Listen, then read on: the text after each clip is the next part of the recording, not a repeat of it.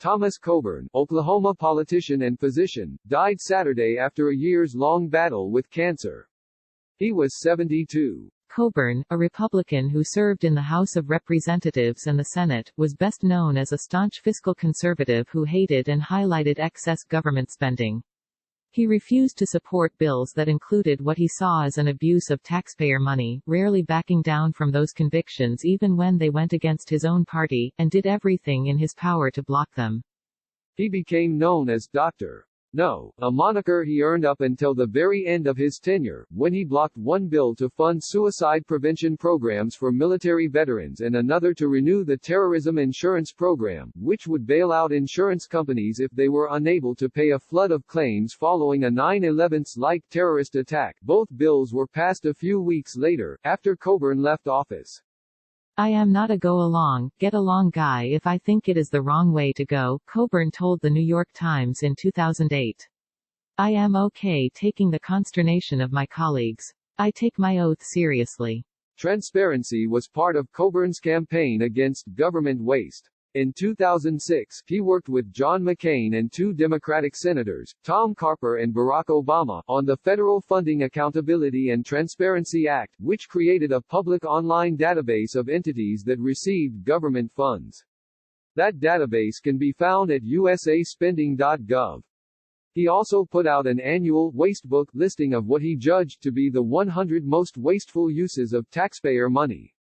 Coburn was also no when it came to gay rights, abortion, stem cell research, affirmative action, and global warming, voting and/or speaking out against such progressive policies throughout his political career.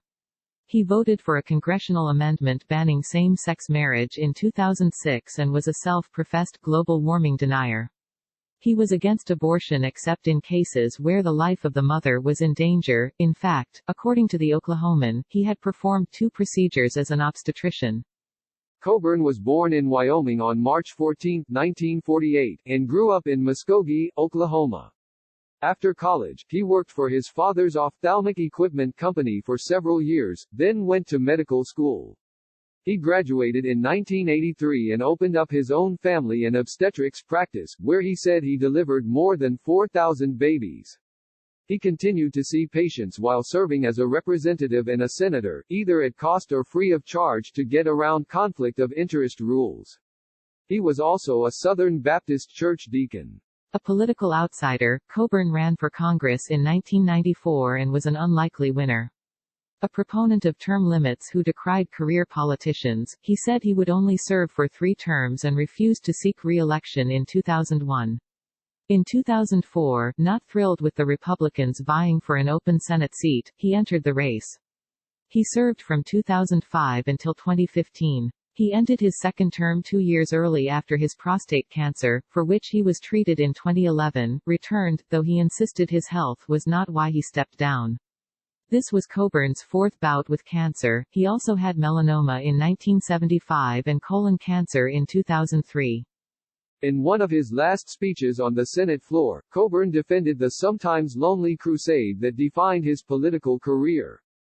"The most important number in the Senate is 1, Coburn said. 1 senator. That's how it was set up. That's how our founders designed it. And with that comes tremendous amounts of responsibility, because the Senate has a set of rules, or at least did, that gives each individual member the power to advance, change, or stop legislation." Coburn is survived by his wife, 3 daughters, and 9 grandchildren.